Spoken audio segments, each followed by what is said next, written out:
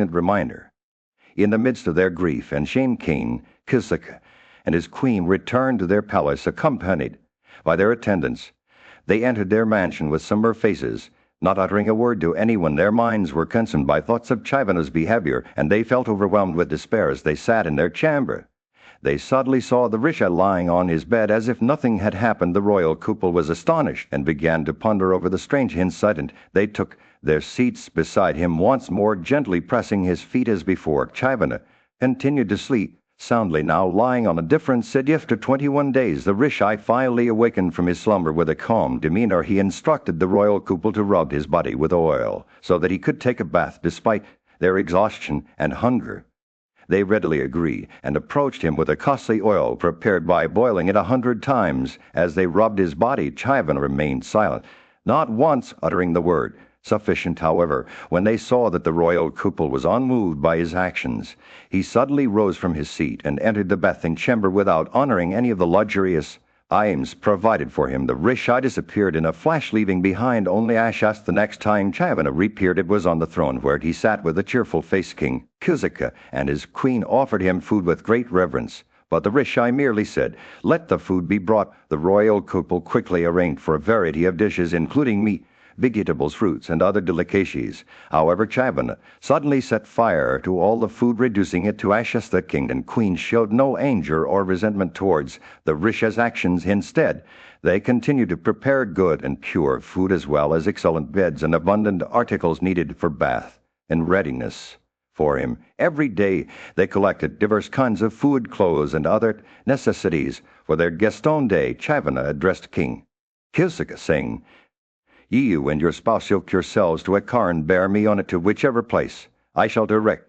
The king without hesitation agreed to do so. He asked the Rishi which car he preferred, his pleasure car or battle car. Chaivana replied that he should bring his battle car equipped with all its weapons, standard fights, darts, and golden columns. The royal couple soon prepared their battle car, yoking themselves to it on opposite sides. They placed a goad with 3 handles and a sharp point at the king's disposal. Chaivana instructed them to proceed slowly, step by step, so that he would not feel any fatigue. He also warned them to let no one be driven away as they passed through the city.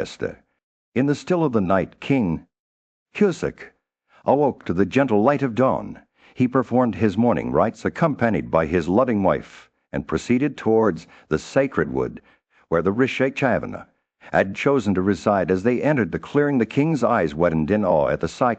Before him, a magnificent palace made entirely of gold stretched out before them, its 1,000 columns adorned with precious gems and stones that shone like stars. The palace was a marvel of celestial design, with hills, valleys, lakes, and gardens, all blending together in perfect harmony. The air was filled with the sweet scent of blooming flowers, Champacus, Tylicus, Bevius, and Panasus, and the gentle chirping of birds. The king's eyes roamed over the palace, taking in the beauty of its intricate architecture, the sparkling fountains, and the lush greenery that seemed to stretch on forever. As he wandered through the palace, King Kisika came across various creatures, each one more wondrous than the last. There were talking parrots and sheep parrots, Pringarajas and Kokalas, Ketapatras with koyashekas and peacocks strutting about with their vibrant feathers. The air was filled with the sweet melodies of singing birds, and the king's heart swelled with joy at the sheer beauty of it all. But as he turned a corner, the palace began to fade away like a dream dissolving into thin air. The king's eyes widened in amazement as he beheld the Rishi Chaivana lying on a bed of gold, his wife by his side. But before the king could approach him, the Rishi vanished, leaving behind only an empty bed. The king and his queen wandered through the palace once more, searching for the elusive Rishi. Finally, they came across Chaivana, seated on a mat made of kusa grass, reciting high mantras with his eyes closed in deep contemplation. The king watched in awe as the Rishi seemed to control the very fabric of reality itself. As suddenly as it had begun, the palace disappeared once more, leaving behind only an empty clearing and the gentle rustling of leaves. King Kisika and his queen stood there in stunned silence, their minds reeling with wonder at what they had just witnessed. The king turned to his wife and exclaimed, "Behold, O amiable one, the various agreeable sayings and sights that we have just witnessed. All this is due to the grace of Pragu's son and the presence of his penances. By penances, all that becomes attainable which one cherishes in one's imagination. Chavana, sensing the king's thoughts, emerged from his meditation and addressed him with a warm smile. "Come hither quickly," he said, beckoning the king to approach. The king. In the grand halls of Cyzicus' palace an extraordinary encounter was unfolding. Chavana, a sage of unwavering dedication, had been residing in the royal household for 21 days. Observing his vows in silence, the king, Cyzic, and his queen were perplexed by the ascetic's enigmatic behavior and begged him to reveal the purpose behind his actions. Chavana finally broke his silence, sharing with the monarch a tale of ancient prophecy. According to the grandsire Brahman, a great calamity was foretold. An intermingling of Brahman and Kshatriya energies would bring about a devastating fate for Cyzicus' descendants. Moved by this revelation, Chavana had come to Cyzicus' palace with a single-minded intention: to exterminate the royal family. However, as he observed Cyzicus' unwavering devotion to duty and his queen's selfless care, the sage's resolve began to waver. He realized that their virtue was unshakable, and thus they were spared from destruction. Over the next few days, Chavana deliberately tested Cyzicus' patience with a series of seemingly cruel actions.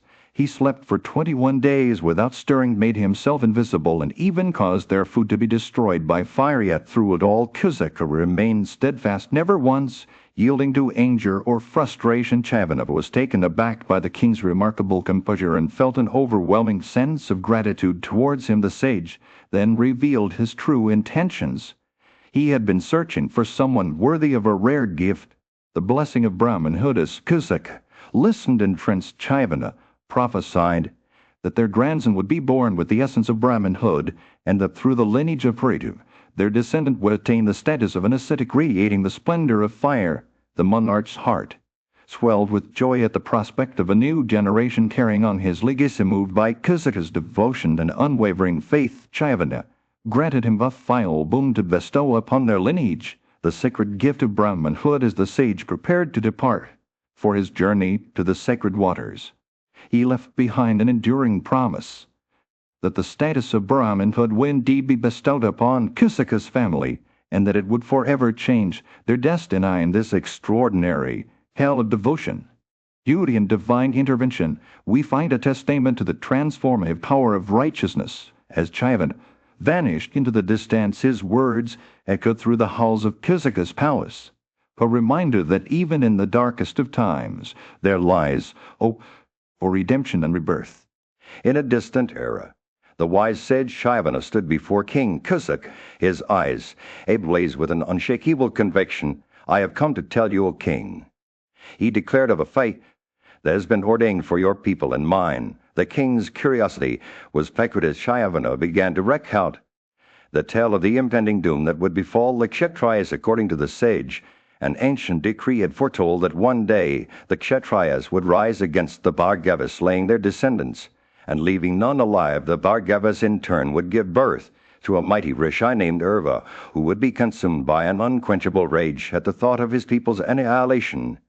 This fiery wrath would threaten to consume the very fabric of existence itself. However, Chavana continued, destiny had ordained that this fury would eventually subside and a new era would dawn on the earth. A wise Rishi named Rikshaka would emerge from the Bhargavas lineage, gifted with an unparalleled mastery over the science of arms. He would communicate this knowledge to his son Jamadagni, who would in turn possess it for generations to come. As Chavana's words hung in the air, King Cyzic felt a sense of trepidation wash over him. Yet he was also filled with hope as the sage revealed that from this lineage would emerge a great hero, Viswanatra, born of his own bloodline, but destined for greatness. This son would be imbued with the virtues of a Brahmana and possess an energy rivaling that of Brihaspati himself. The king's heart swelled with joy as Chavana spoke of the exchange of sons between their two families: a Kshatriya son born into the Bhargavas lineage, and a Brahmana son born into his own. This union would be sealed through marriage, and the cause of this union would be two women, Jamadagni's wife and Viswamitra's mother. As Chavana finished speaking, King Cyzic felt an overwhelming sense of gratitude towards the wise sage. He requested a boon from Chavana, asking that his people might one day attain the status of Brahmanahood and walk in righteousness forevermore. The sage, moved by the king's words, granted his wish and bid farewell to the monarch. As Chavana set out on his journey, King Kisika felt a sense of wonder at the unfolding drama before him. He knew that everything had transpired exactly as the wise sage had foretold. The birth of Rama from the Bhargava's lineage and Viswamitra from his own, the king's heart, swelled with pride as he realized that their two families were now forever connected by marriage, a bond. The sun had set over the kingdom, casting a warm orange glow over the land, as Yudhishthira, son of Pandu, sat in contemplation with his grandfather Bhishma. The young king's eyes were filled with sorrow as he reflected on the devastating war that had ravaged the earth, leaving countless lives lost and families torn apart. "Grandsire," Yudhishthira said, his voice trembling with emotion, "hearing your words, I am overcome with grief. So many kings, once prosperous and mighty, now lie defeated and still, and one of those noble women who have been left behind, their husbands, sons, brothers, all taken from them in the heat of battle. What will become of them?" Bhishma listened attentively to Yudhishthira's words, his eyes filled with compassion. He nodded thoughtfully and began to speak himself. "My dear grandson," Bhishma said, "the path of non-violence is a difficult one to tread, but it is the only way to true liberation. Through penance and self-control one can attain great rewards in this life." And the next, Bhishma's words were like a gentle rain on parched earth, soothing Yudhishthira's troubled mind. The old sage began to enumerate the benefits of various forms of penance, from the simplest acts of self-discipline to the most austere forms of asceticism, subsisting only on fruits and roots. Bhishma said, "One can attain great wealth and power in this life by living on leaves and water alone. One can reach the heavens themselves, and by making gifts of food and drink one can acquire a vast storehouse of provisions for the next world." Yudhishthira listened with rapt attention as Bhishma continued to list the rewards of various forms of penance. He spoke of the blessings that came from serving Brahmanas, from performing daily sraddhas in honor of one's ancestors, and from making gifts of cattle, gold, and other precious things as the sun dipped below the horizon, casting the kingdom in a soft twilight glow. Bhishma finished his list. Yudhishthira sat in contemplation for a long moment, weighing the words of his grandfather against the weight of his own conscience. "Grandsire," he said, "finally I desire to follow this path of penance and self-discipline. I wish to atone for the suffering we have caused, and to seek redemption through the power of Ahimsa." Bhishma smelled, his eyes shining with pride and love. "Ahimsa is a noble goal, my dear grandson," he said. "I will guide you on this path, and together we will seek the blessings of the gods." In the sacred assembly, Yudhishthira, the eldest of the Pandavas, sought the counsel of Bhishma, the revered patriarch of the Kurus, with a sense of wonder and curiosity. He asked about the rewards that accrue to those who plant trees and dig tanks. Bhishma's eyes sparkled as he began to recount the merits of these noble deeds. "A tank full of water," Bhishma said with reverence, "is akin to the house of a dear friend. It brings joy not only to mortals, but also to the radiant Surya himself. The wise have declared that the excavation of a tank contributes to the aggregate of three: righteousness, wealth, and pleasure." As he spoke, Bhishma's words wove a tapestry of devotion and reverence for the natural world. Bhishma continued to describe the various seasons in which water from a well-maintained tank brings its own unique benefits. In the rainy season, it is said that one reaps the merit of an Agnihotra sacrifice. In autumn, the reward of 1,000 kine is won, and in the cold season, the merits of a sacrifice with plentiful gifts of gold are acquired. The wise rishis had decreed that even the mere presence of water from a tank in the seasons of dew or spring brings its own distinct rewards. As Bhishma's narrative unfolded, he revealed the boundless benefits that accrue to those who plant trees. By planting trees, he said, one acquires fame in the world of men, and auspicious rewards in the world hereafter. The planter of trees is revered by the Patras, their name remaining etched in the annals of time even when they ascend to the realm of the deities. Vishnu's words painted a vivid picture of the interconnectedness of all living beings. Trees, he said, are the children of their planters, bringing joy and sustenance not only to mortals, but also to the gods themselves.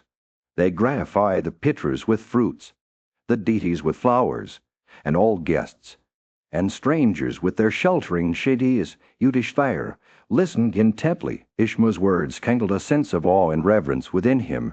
He realized that the simple act of planting trees or digging tanks can bring about a cascade of benefits both in this world and the next. In the end, it was not just about personal gain, but about cultivating a deeper connection with the natural world and honoring the sacred bonds between all living beings, with Bhishma's words still echoing in his mind.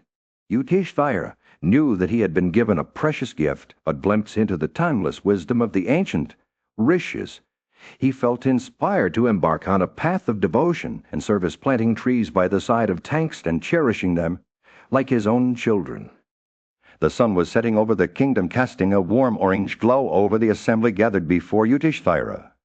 The eldest of the Pandavas, the king's curiosity had been piqued by a question that had been on his mind for some time: what gift among all those mentioned in ancient texts was considered the most distinguished? He turned to Bhishma, the venerable patriarch of the Kurid dynasty, seeking his wisdom. Bhishma's eyes sparkled as he began to speak in assurance of love and affection. My dear Yudhishthira is the greatest gift of all. It is a promise to protect and care for all creatures free from harm or injury. He paused, collecting his thoughts before continuing. Gifts given in times of distress, when someone's needs are also highly regarded, and gifts that bring joy and happiness to others without expectation of reward are truly the greatest. Yudhishthira listened intently, his eyes wide with understanding. He had always known that Bhishma was a wise and compassionate leader, but now he saw him in a new light, as a guide on the path to true greatness. Bhishma continued: a gift of gold, kine, or earth is considered purifying, for it brings prosperity and good fortune. But my dear king, do not make gifts out of vanity or expectation of reward. Give with an open heart, without thinking of what you will gain in return. He paused, his eyes scanning the assembly as if searching for someone to illustrate his point. Observe those Brahmanas who live simple lives devoted to their studies and penances. They are the true embodiment of virtue and wisdom. Make gifts to them, O Yudhishthira, not just with your wealth, but with your time, your love, and your respect. Bhishma's voice rose in passion as he spoke of the Brahmanas' importance. The Kshatriyas used to serve the Brahmanas in days of yore, he said, his eyes shining with nostalgia. The Vaisya would worship the royal order, and the Sudra would honor the Vaisya.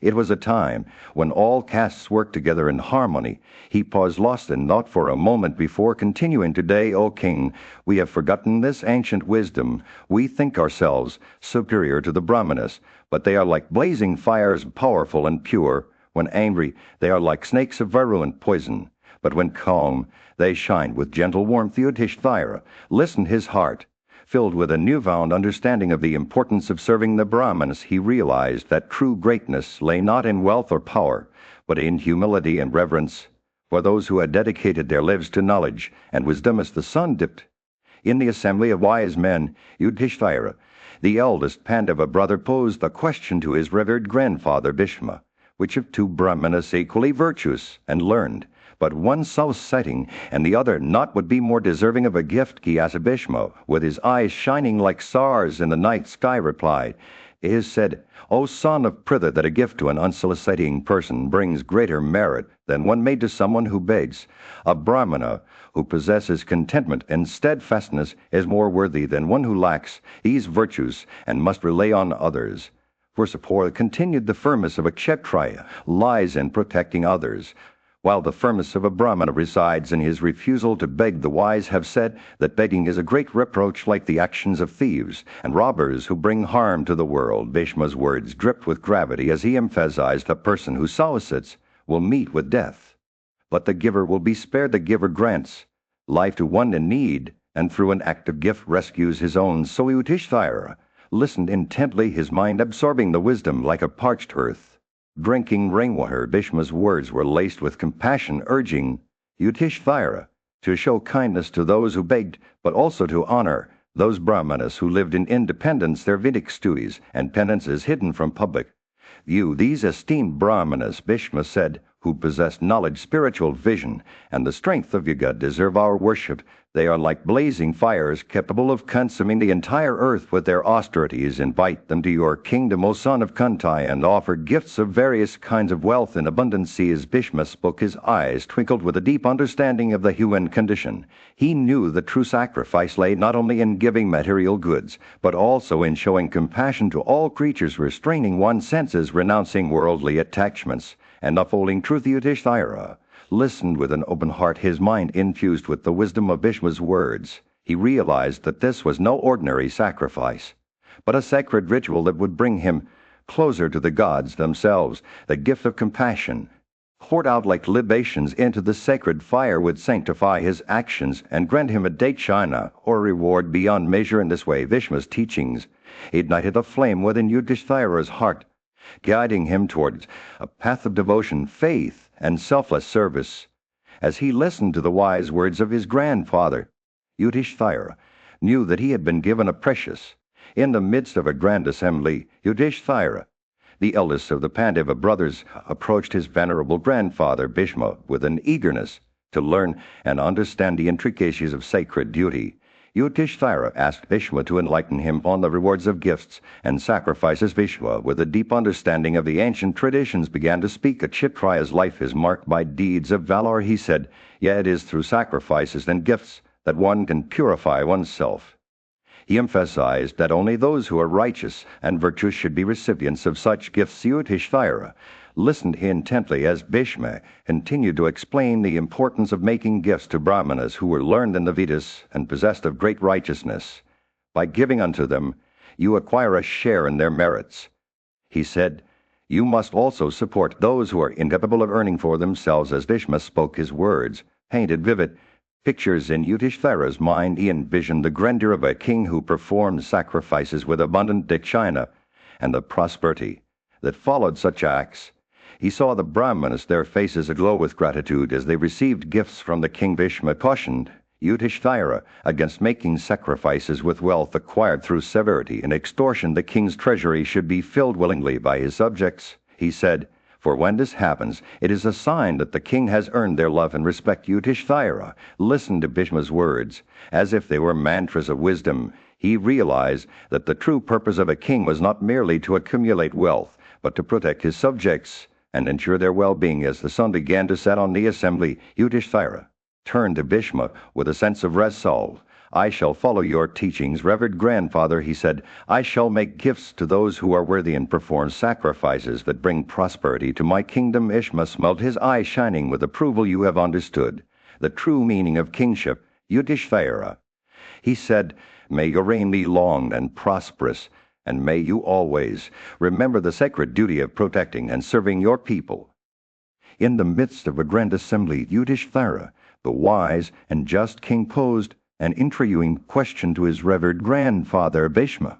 What is the greatest gift that one can bestow upon another, he asked. Seeking guidance from the venerable elder, Bhishma's eyes sparkled with wisdom as he began to speak. Among all gifts, the gift of earth stands supreme. He declared, earth, the immovable and indestructible mother, provides for all our needs. She yields us robes, jewels, animals, grains, and treasures beyond measure. As Bhishma spoke, his words wove a tapestry of reverence and awe around the concept of earth as a gift. He explained that by giving away earth, one not only benefits others, but also ensures their own prosperity in this life and the next. The giver of earth grows in prosperity forever, he said, and the earth itself becomes their lord. Yudhishthira's curiosity was piqued, and he asked for further clarification. Bhishma continued, even a small gift of earth, as little as that covered by a cloud, can wash away the sins of a lifetime. The righteous accept gifts of earth alone, for it is the highest source of meritus. The discussion unfolded. Bhishma revealed the secrets of earth's transformative power. He spoke of Prayadata, an eternal and secret name of earth that was dear to her heart, given away or accepted in gift. He said, the name Prayadata brings prosperity and peace to both the giver and the receiver with each passing moment. Bhishma's words painted a vivid picture of earth as a benevolent goddess, nourishing all who gave her gifts with devotion. He spoke of the righteous king who made offerings to Brahmanas, granting them kingdoms in return, and of those who ascended to the realm of Brahman through selfless sacrifice. The assembly listened in rapt attention. Bhishma shared a poignant verse that echoed across the ages. Receive me in gift, give me away. By giving me away, thou, O giver, shall obtain me again. This ancient wisdom spoke of the transience of life and the eternal bond between the giver and the earth. In conclusion, Bhishma's words left an indelible mark on Yudhishthira's heart, guiding him toward a deeper understanding of the sacred gift of earth. The assembly dispersed, carrying with them the timeless wisdom of their revered elder who had revealed the transformative power of giving away the precious earth. In the midst of a tranquil forest, Yudhishthira, the wise and just king, sat in contemplation. His thoughts turned to the virtues of generosity and the rewards that come from making gifts to those who truly deserve them. He sought the counsel of Bhishma, his venerable and revered grandfather of Bhishma. Yudhishthira asked, when a king desires to make offerings in this world, what are the gifts that he should bestow upon those Brahmanas who possess superior accomplishments? What gift brings immediate gratification to the Brahmanas, and what fruits do they bestow in return? Bhishma's eyes sparkled with memories of past conversations. These very questions were once posed by me to Narada, the celestial sage. He said, "Let me recite to you his words, for they hold the essence of wisdom." Narada appeared before them. His presence is radiant as the sun that days, and all rishis extol food as the greatest gift. He declared it is the source of life, energy, and strength. The universe itself is sustained by food. All classes of people, householders, mendicants, and ascetics, depend on it for their very existence. Yudhishthira's curiosity was piqued. He leaned forward, eager to learn more. "Tell us, Narada." He asked, "What rewards do the Brahmanas bestow upon those who make gifts of food to them?" Narada smiled benevolently. "When a householder makes a gift of food to a high-souled Brahmana or a mendicant, he secures great wealth in the world to come. The owner of such a house is sure to win great merit. By listening to the solicitation of a deserving old man who comes seeking alms." Bhishma nodded his head in agreement, his eyes shining with understanding. "The Brahmana is indeed a great being," he said. "He is entitled to the first portion of every food, and that house which welcomes him with open arms increases in prosperity." As Narada continued to speak, Yudhishthira's mind was filled with wonder and awe. He realized that making gifts of food was not merely an act of charity, but a way to earn merit and attract blessings from the divine. Narada concluded his discourse by saying, "The Lord of life breathes, the deity of wind causes the water to fall upon the earth, nourishing it and allowing crops to grow. From these crops all living creatures derive their sustenance. He who gives food to one who comes seeking it is said to contribute both life and energy unto living beings." Bhishma's voice echoed through the forest, his words carrying a sense of reverence and awe. Thus addressed by Narada, "O king, I have always made." The sun was setting over the city of Dwarka, casting a warm orange glow over the bustling streets. Yudhishthira, the wise and just king, sat in deep contemplation, seeking guidance on the sacred art of giving. He turned to Bhishma, his revered grandsire, and asked for wisdom on how to bestow gifts that would bring happiness and prosperity, not only in this life, but also in the next. Bhishma's eyes sparkled with ancient knowledge as he began to recount an age-old tale. Devaki, the blessed queen, he said, once sought counsel from Narada, the celestial rishi, on the subject of giving gifts under the guidance of the stars and planets. Bhishma's voice took on a mesmerizing quality as he continued. Narada arrived in Dwarka, his godlike features radiating wisdom and compassion. Devaki, with her usual curiosity, asked Narada to share his knowledge on this sacred subject. As Bhishma spoke, the scene shifted to Devaki's palace, where Narada sat in deep contemplation, surrounded by the soft glow of candles and the gentle hum of devotional songs. By gratifying deserving Brahmanas with payasa mixed with ghee under the constellation critic, Narada began, his voice like a gentle breeze on a summer day one attains to regions of great happiness. With each word, Bhishma's narrative wove a tapestry of wonder and enchantment. As the night wore on, Narada's discourse unfolded like a celestial map, guiding Devaki through the constellations and their corresponding gifts. Under Ra and I, one should give venison with rice, and he to free oneself from death under Samadevata. A cow with a calf would lead to heaven's gates. Each gift was imbued with its own unique power, promising prosperity, honor, and even immortality. Bhishma's voice carried the weight of tradition as he continued the tale. Devaki listened intently, her heart filled with devotion and understanding, and when Narada finished speaking, Devaki shared his wisdom with her daughters-in-law, who had gathered around, eager to learn from their revered mother-in-law. The night air was heavy with the scent of incense as Bhishma concluded his tale. Thus did Narada discourse unto Devaki upon the subject of what gifts should be made under what constellations. In that moment, Yudhishthira's questions were answered, and he knew that the art of giving would forever change him, guiding him towards a life of compassion, wisdom, and harmony with the celestial rhythms. In the realm of ancient wisdom, Bhishma shared with King Harishchandra the profound teachings of the illustrious Atri, son of the grandsire Brahman. Those who offer gifts of gold, they declared, are said to bestow blessings upon all that exists in this world. The king nodded in agreement, affirming that such offerings not only purify one's soul, but also lead to long life and unfathomable merit. For the ancestors, they conversed. Manu, a revered sage, joined their discussion.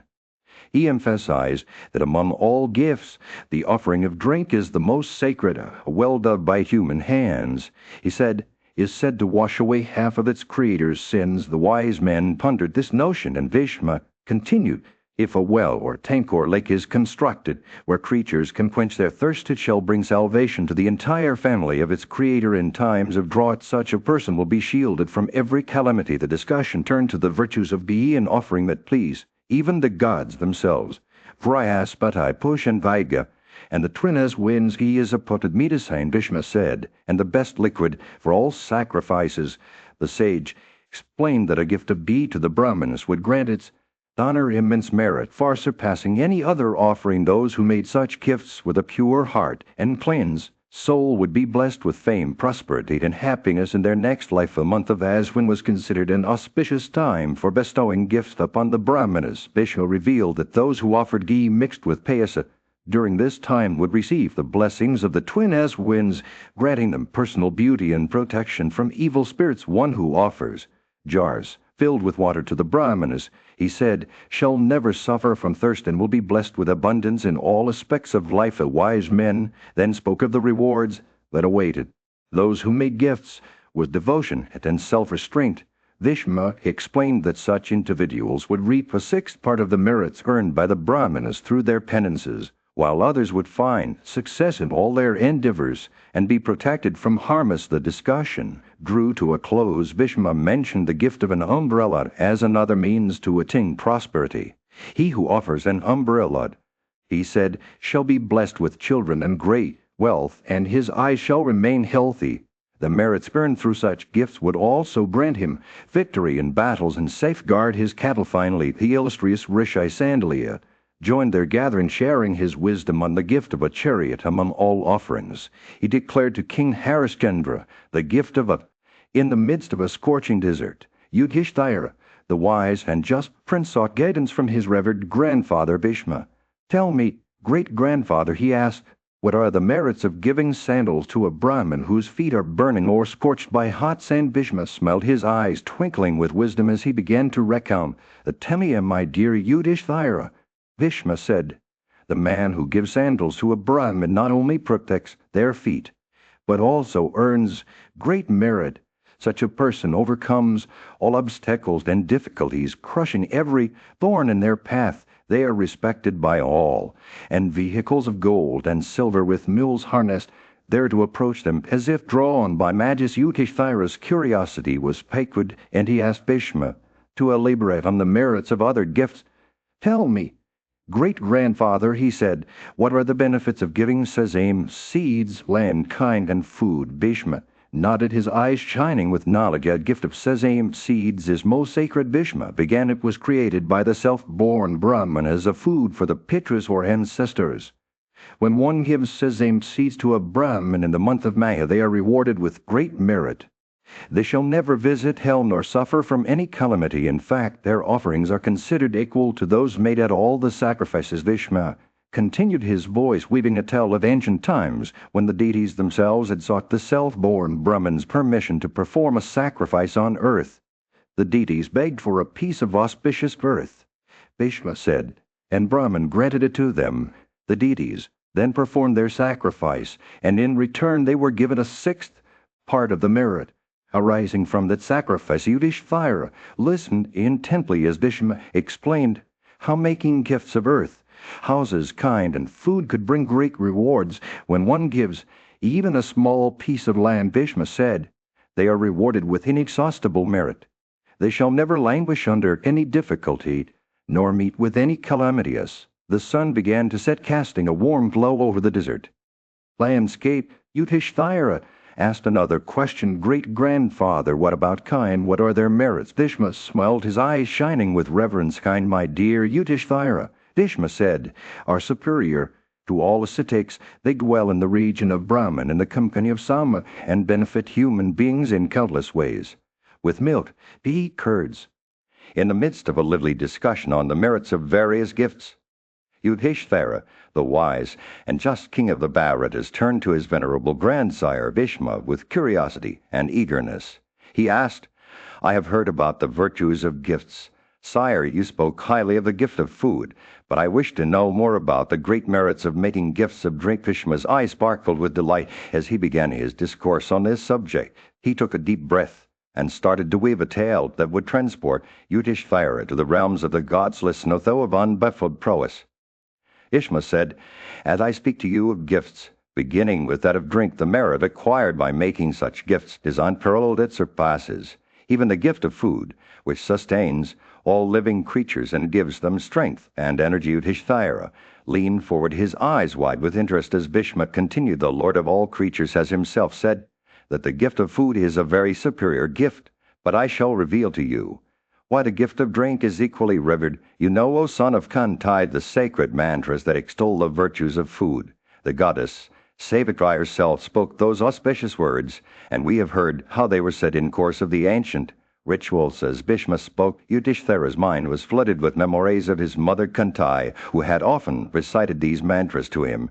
He remembered the reverence with which she spoke of the gift of food and its power to sustain life. Bhishma's words continued to flow like a river, carrying Yudhishthira along on their gentle current. A man, by making a gift of drink, really makes the gift of life itself. He said, there is no gift in this world that is superior to the gift of life, and you are not unacquainted with the saying of Lomasa, although of mighty arms, the end attained by King Sivai in former days, when he granted life to the pigeon, is acquired by him who makes the gift of food unto a Brahmana. Yudhishthira's thoughts turned to the story of King Sivai and how his selfless act had earned him great merit.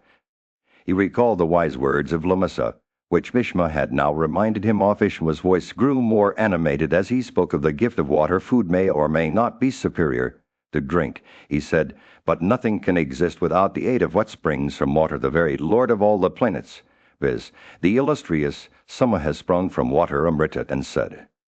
In the presence of Yudhishthira, Bhishma began to recount a tale from ancient times about a Brahmana named Sarman and his encounter with Yama, the ruler of the dead.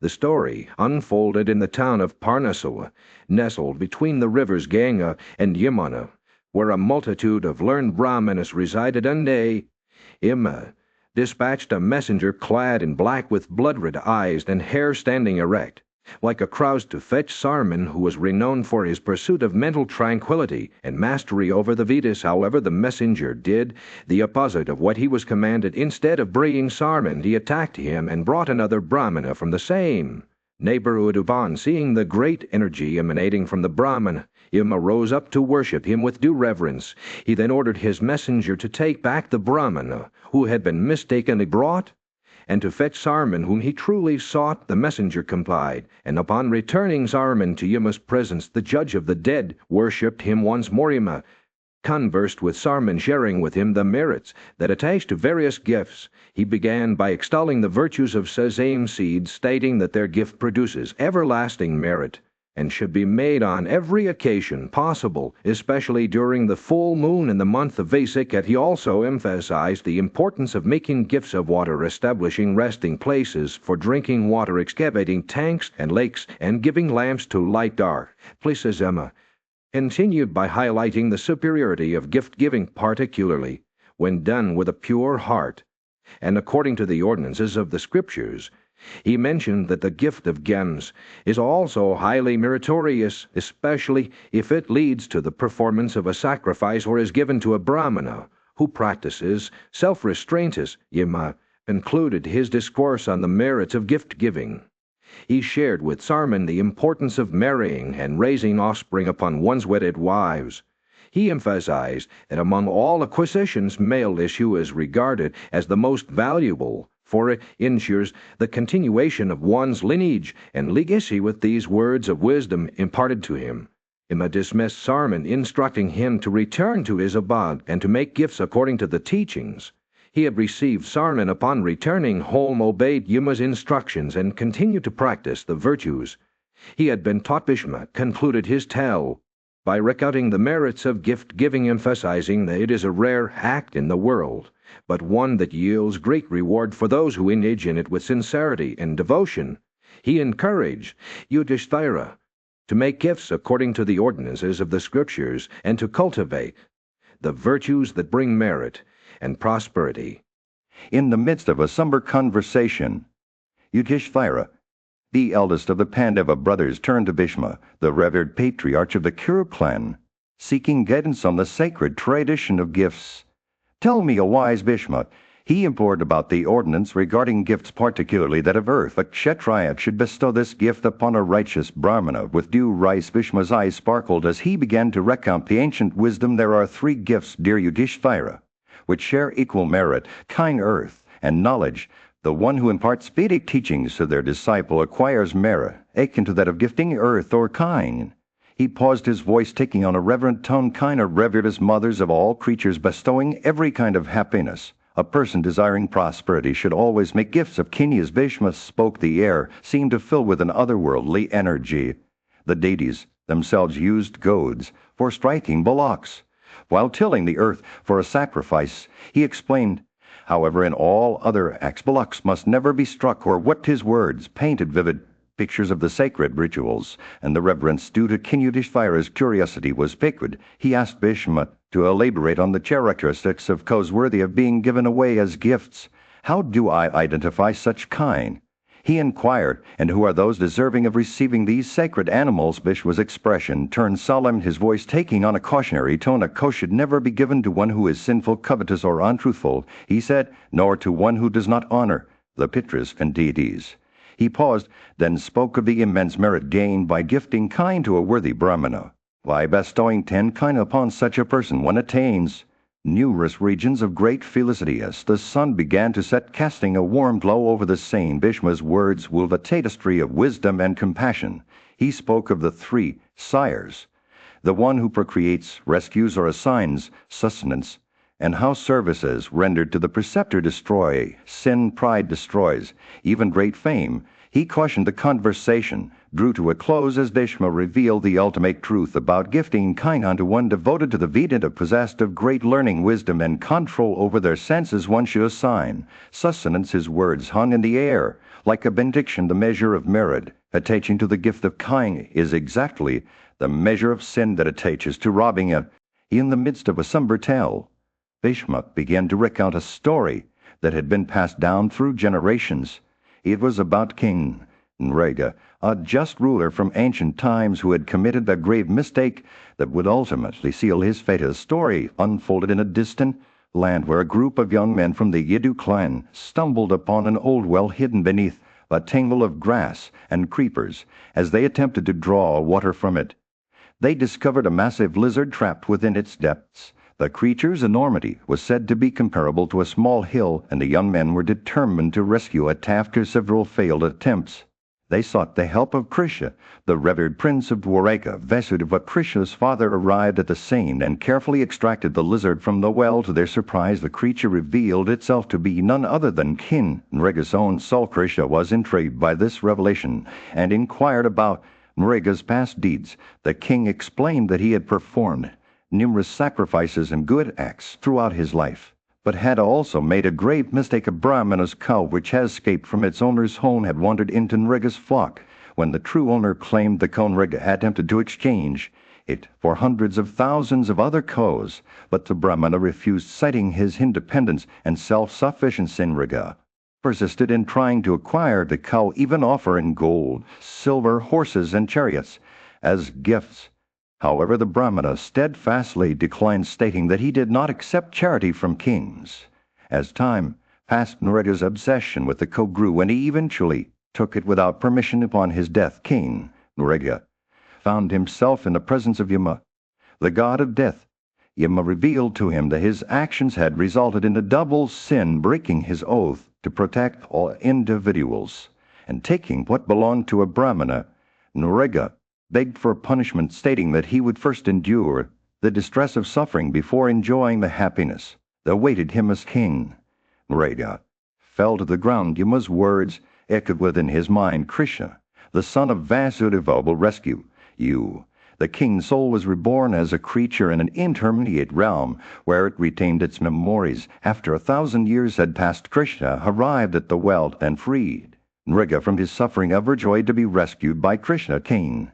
Nrega expressed his gratitude and asked for permission to ascend to heaven with Vasudeva's blessing. He mounted a celestial chariot and departed for the realm of the gods. As the story came to an end, Bhishma reflected on its significance, cautioning Yudhishthira that one should never consciously take something belonging to. In the midst of a serene, forced Yudhishthira, the wise and just king sat at the feet of Bhishma. The venerable sage, with a deep sense of reverence, he implored Bhishma to share more of his wisdom on the virtues of making gifts of kind. Bhishma's eyes sparkled as he began to recount an ancient tale from the depths of time. He spoke of Rishi Adalika, a sage renowned for his intelligence and spiritual prowess. One day Rishi Adalika summoned his son Nakikta, instructing him to wait upon him with utmost devotion. As the sun reached its peak, Rishi Adalika's thoughts turned to the tasks ahead. He realized he had forgotten essential themes for his ablutions and studies, which were crucial for maintaining his spiritual equilibrium. With a hint of impatience in his voice, he commanded Nakikta to fetch the necessary hymns from the river. Nakikta hastened to the designated spot, but was met with an unexpected sight. All the items had been washed away by the river's currents. Returning to his father, he conveyed the news with a hint of trepidation in his voice. Rishi Adalika, already beset by hunger, thirst, and fatigue, was taken aback by this turn of events. A sudden burst of wrath overcame him as he cursed Nakikta, saying, "Meet Yama today." The words hung in the air like a challenge to fate itself. Nakikta, undaunted, joined his palms in supplication and begged for forgiveness. But before Rishi Adalika could retract his curse, Nakikta's life force began to ebb away as the young sage lay motionless on the earth. His father was overcome with grief. He fell to the ground beside his son, lamenting the tragic turn of events. The day wore on, and as night descended, Rishi Adalika's tears revived Nakikta. Like a seed sprouting after a gentle rain, the young sage regained consciousness. Rishi Adalika was overjoyed, but also perplexed by his son's sudden restoration to life. He asked Nakikta if he had acquired any merit through his actions. The young sage recounted his journey to the realm of Yama, where he encountered the king of the dead himself. With a gentle smile, Yama welcomed Nakikta and offered him a seat among his counselors. As they conversed, Nakikta inquired about the regions reserved for those who make gifts of kind. Yama's eyes sparkled as he revealed to Nakikta the wonders that awaited those who followed this noble path. It took Nakikta on a magnificent vehicle adorned with splendor and harnessed by noble steeds. As they soared through the skies, they beheld countless mansions. The sun was setting over the kingdom, casting a warm orange glow over the assembly gathered around Yudhishthira. The young king's eyes sparkled with curiosity as he turned to his venerable grandfather. Bhishma, grandsire Yudhishthira, said, "You have told me of the great Rishi Nakikta and the importance of gifts of kind. You have also spoken of the tragic fate of King Nrega, who was cursed to roam as a mighty lizard for his transgression. But I still have doubts about the regions reserved for those who make such gifts." Bhishma's eyes twinkled with amusement as he nodded for Yudhishthira to continue. "I wish to know more about these regions," Yudhishthira said, "and what kind of prosperity they bring, and how do men freed from anxiety succeed in reaching them? How long does the giver of a cow enjoy the fruits of his gift?" Bhishma smiled and nodded, beckoning Sakra, the king of the gods, to join the conversation. Sakra's majestic form rose from his seat, and he approached Bhishma with reverence. "Grandsire," he said, "I too have doubts about these regions. What kind are they? What virtues do they possess? And how can men become givers of kind without actually giving any?" Bhishma's expression turned thoughtful as he began to speak. "In days of old there was a great sage who performed 100 sacrifices in honor of the gods. He sought wisdom and power from the divine, but his heart remained pure and humble. His devotion was such that even the gods were moved by it." As Bhishma spoke, a vision unfolded before the assembly's eyes, a vast expanse of golden light, where being shone with an inner radiance that surpassed the prosperity of the heavens, these are the regions reserved for those who make gifts of kind. Bhishma continued. They transcend even the realm of the gods, and their inhabitants shine with a luster that is beyond compare. Sikra's eyes widened in awe as he listened to Bhishma's words. What kind of dachana is regarded as distinguished in the matter of gifts of kind? Sakra asked, his voice filled with curiosity. Bhishma smiled enigmatically. That would be a tale for another time, he said, his eyes glinting with secrets yet to be revealed. As the assembly listened in rapt attention, Bhishma began to weave a tale of ancient wisdom and mystic knowledge, one that would guide them on their own paths of devotion and self-discovery. In the realm of the gods, the grandsire, a wise and venerable sage, sat in contemplation, his eyes gazing into the vast expanse of the cosmos. Before him stood Sakra, the mighty Indra, king of the gods, with 1,000 eyes that saw all. The grandsire spoke, his voice like a gentle breeze on a summer's day. O Indra, I have beheld many wondrous regions invisible to even your own piercing gaze. These realms are accessible only to those who have lived righteous lives devoted to the pursuit of truth and virtue. A grandsire continued, in these sacred lands time itself is suspended, and decay and death hold no sway. The air is pure, free from the taint of evil or disease. The kind that dwell there are blessed with every desire they could possibly imagine, their hearts filled with joy and contentment. Lakes, rivers, forests, and mansions abound in these realms, a paradise on earth for all creatures to behold. The grandsire's words painted vivid pictures in Indra's mind, evoking memories of his own journeys through the cosmos. He listened intently as the sage described the attributes of those who dwelled in these regions, men and women who had lived lives of compassion, forgiveness, and devotion to their preceptors. These individuals, free from pride and vanity, had earned the right to inhabit the sacred lands. The grandsire's voice grew more urgent. O Indra, I must tell you that those who have committed grave transgressions, adultery, murder, falsehood, or cruelty towards the Brahmanas, shall never behold these wondrous realms, nor shall they who are stained with guile, ingratitude, or a disregard for the sacred laws. As the grandsire finished speaking, Indra's thoughts turned to the merits of those who made gifts of kind. The sage had revealed that such acts were rewarded with eternal regions of felicity, accessible only to those who had lived lives of truth and righteousness. He who gives away a single cup, the grandsire said, shall be equal to one who has given away 1,000. King Indra's mind was filled with wonder as he listened to the grandsire's words. He realized that the merit of making gifts of kind was not limited to Brahmanas alone. Even Kshatriyas and Vaisyas could acquire great merit by such acts, provided they were done with a pure heart and a devotion to truth. As the conversation drew to a close, the grandsire emphasized the importance of reverencing the cow. One should never address a Brahmana with improper speech, he cautioned, nor should one do harm to a cow in thought or deed. The sage concluded by saying that those who showed compassion towards kind will enjoy unlimited felicity for 10 years, and even beyond. In the celestial realms, Indra, the mighty king of the gods, sought guidance from his revered grandsire. His curiosity was piqued by a question that had been weighing on his mind for some time. What were the consequences faced by those who stole or sold cows with ulterior motives? The grandsire, wise and all-knowing, listened attentively to Indra's inquiries. The sun shone brightly in the heavens. The grandsire began to recount the tales of those who had transgressed against the sacred principles of co-protection. He spoke of individuals who, driven by greed or cupidity, had sold their cows for wealth or slaughtered them for food. These perpetrators, the grandsire declared, would suffer a fate that was as dire as it was eternal. For each hair on the body of the slain cow, they would rot in hell for an equivalent number of years. Indra listened intently to the grandsire's words, his mind grappling with the gravity of these transgressions. The grandsire continued to enlighten him, explaining that even those who merely permitted the slaughter of cows or partook in their flesh were equally guilty and would suffer the same fate as the perpetrators. The consequences, the grandsire emphasized, were not limited to the individual, but also extended to his family and kindness. Indra absorbed these teachings. He was filled with a sense of awe and reverence for the ancient wisdom being imparted to him. He realized that the value of co-protection went far beyond mere mortal comprehension, transcending even the realm of human understanding. The grandsire's words echoed through the ages, shaping the course of history and guiding generations of righteous kings and sages. The tale of Indra's inquiry was passed down through the ages, a sacred tradition that continued to unfold with each generation. Desira, the king of Ayodhya, received this wisdom from Indra and in turn imparted it to his son Brahma, who shared it with his brother Lakshmana as they dwelled in the wilderness. The rishis, those revered sages, cherished this knowledge, holding it sacred and passing it down through their ranks as the story of co-protection spread far and wide. Its significance was not limited to mere mortal comprehension.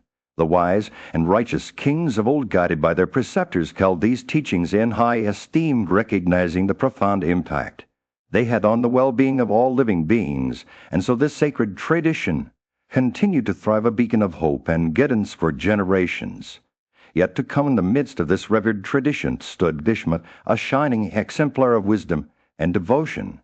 He shared with Yudhishthira the tale of Indra's inquiry, recounting the grandsire's words as if they had been spoken in his presence. Just that day, as he spoke, his eyes shone with an inner light, illuminating The sun was setting over the kingdom, casting a warm orange glow over the palace grounds. Yudhishthira, the eldest of the Pandava brothers, sat at the feet of his grandsire Bhishma, seeking guidance on the path to righteousness. "Grandsire," Yudhishthira said, his voice filled with longing, "I have been assured by your words that there is more to life than mere duty. I wish to know the secrets of the universe, the fruits of our actions, and the rewards that await us on the path of virtue." Bhishma's eyes twinkled with delight as he began to speak. "Eternal regions of felicity await those who complete their vows according to the scriptures," he said. "The rewards of niyamas and sacrifices are visible even in this world, and those who study the Vedas shall sport in felicity both here and in the realm of Brahmas." Bhishma spoke, his words wove a tapestry of wonder and enchantment around Yudhishthira. He explained the fruits of self-restraint, how it brought happiness everywhere, and how those who practiced it were capable of destroying every foe. "Self-restraint is more meritorious than gift," Bhishma said. "A giver may yield to wrath after making a gift, but a self-restrained man never wavers. That is why self-restraint is superior in point of merit." Yudhishthira's eyes grew wide with awe as he listened to his grandsire's words. He longed to attain the rewards that Bhishma spoke of, eternal regions of felicity, happiness everywhere, and the capacity to destroy every foe. Bhishma continued to speak, explaining the merits of compassion and kindness, the rewards of serving preceptors and teachers, and the importance of truthfulness. "Truth is the highest duty," he said. "No one should ever transgress it." As the sun dipped below the horizon, Yudhishthira's heart was filled with a sense of wonder and longing. He knew that he had much to learn, but with Bhishma as his guide, he felt a sense of hope and optimism for the future. "Grandsire," Yudhishthira said, his voice barely above a whisper, "tell me more about Brahmacharya. What is it, and what are its rewards?" Bhishma's eyes sparkled with delight as he began to speak once more. "The vow of Brahmacharya, O king, is sure to burn all one's sins," he said. "Many millions of rishis reside in the realm of Brahma, all devoted to truth and self-restraint. If a Brahmana observes this vow from birth to death, nothing shall be unattainable." Bhishma finished speaking. Yudhishthira felt In the presence of King Yudhishthira, Bhishma began to recount the sacred ritual of giving away cows. "There is no gift higher in merit than the gift of a cow," he said with conviction. "A lawfully acquired cow, when given away, rescues not only the giver, but also their entire family." Bhishma explained that this ritual had its roots in ancient times and was first declared for the benefit of righteous individuals. King Manetri, seeking to understand the intricacies of this ritual, once approached Vryaspati, the celestial preceptor. "What is the correct procedure for giving away cows. He asked Vrihas, but I replied, the giver should honor Brahmanas on the previous day and appoint a specific time for the gift. The cows to be given must belong to the royal. I breed address the Messamenge and Vetilis. Vishma continued his narrative. He described how the giver should enter the fold, where the cows are kept uttering sacred mantras such as, the cow is my mother, the bull is my sire. He emphasized that the giver must spend the night with the cows lying on the bare earth without disturbing them, thus becoming cleansed of all sins by similitude. When the sun rises, the giver should present the cows accompanied by their calf and a bull to the recipient. Heaven will be attainable to you, Vishma assured Yudhishthira.